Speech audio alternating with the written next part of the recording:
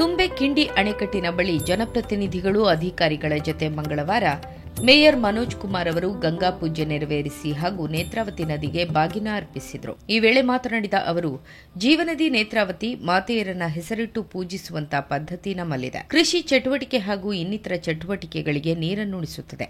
ಈ ವರ್ಷ ಕೂಡ 6 ಮೀಟರ್ ನೀರಿದ್ದು ಕೊರತೆ ಇರುವುದಿಲ್ಲ ಹಾಗೂ ಜಲಕ್ಷಾಮ ಬರಬಾರದು ಎಂದು ಆಶಿಸಿದರು. ನೀರಿನ ಬರಗಾಲ ಬರಬಾರದು ಎಂದು ಪ್ರಾರ್ಥಿಸಿದ್ದೇನೆ. ನೀರಿನ ಮಟ್ಟ ನೋಡಿದರೆ ಯಾವುದೇ ತೊಂದರೆ ಇಲ್ಲ ಎಂದರು. ಜಲಸಿರಿ ಯೋಜನೆಯಲ್ಲಿ 720 ಕೋಟಿ ರೂಪಾಯಿ ವೆಚ್ಚದಲ್ಲಿ ಕಾಮಗಾರಿ ನಡೆಯುತ್ತಿದ್ದು, ಮುಂದಿನ ದಿನಗಳಲ್ಲಿ 24 ಗಂಟೆ ನೀರು ಸರಬರಾಜು ನಡೆಯಲಿದೆ ಎಂದರು. ದೇಶಕ್ಕೆ ಮಂಗಳೂರು ಮಾದರಿ ನಗರವಾಗಲಿ ಎಂದು ಆಶಿಸಿದರು. ಮಾರ್ಚ್ ಮತ್ತು ಏಪ್ರಿಲ್ ಏನು 2 ತಿಂಗಳಿಗೆ ಕೊರತೆ ಕಂಡುಬರುತ್ತಿಲ್ಲ. ನನ್ನ ಪ್ರಕಾರ ಹಲವಾರು ಅಪತ್ಕಾಲಿಕವಾಗಿ ಮಧ್ಯದಲ್ಲಿ ಕೂಡ ಮಳೆ ಬರುವ ಸಂಭವ ಇರುತ್ತದೆ.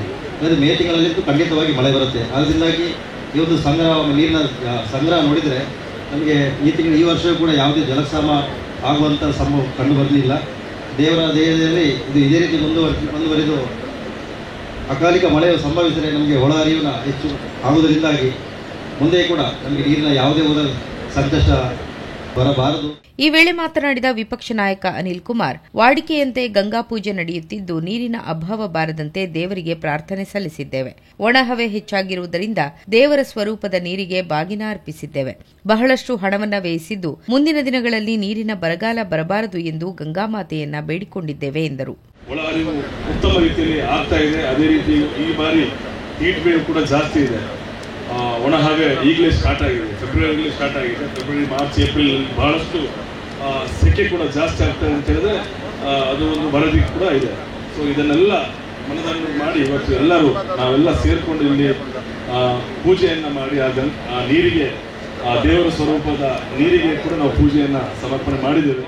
ಪಾಲಿಕೆ ಆಯುಕ್ತರು ಮಾತನಾಡಿ ಕುಡಿಯುವ ನೀರಿನ ಮಹತ್ವದ ಬಗ್ಗೆ ತಿಳಿಸಿದರು. ಕೆಲವು ಅವಘಡಗಳಾಗಿರ್ಬೋದು, ಅಚಾತುರ್ಯ ಆಗಿರ್ಬೋದು, ಇವೆಲ್ಲದನ್ನ ಈ ಒಂದು ಅಚಾತುರ್ಯ ಮತ್ತೆ ಇದನ್ನೆಲ್ಲ ನಾವು ಮೆಟ್ಟಿ ನಿಲ್ಬೇಕು ಅಂತ ಹೇಳಿದ್ರೆ ಒಂದು ಅಭೂತ ಶಕ್ತಿಯ ಒಂದು ಆಶೀರ್ವಾದ ಬೇಕಾಗ್ತದೆ.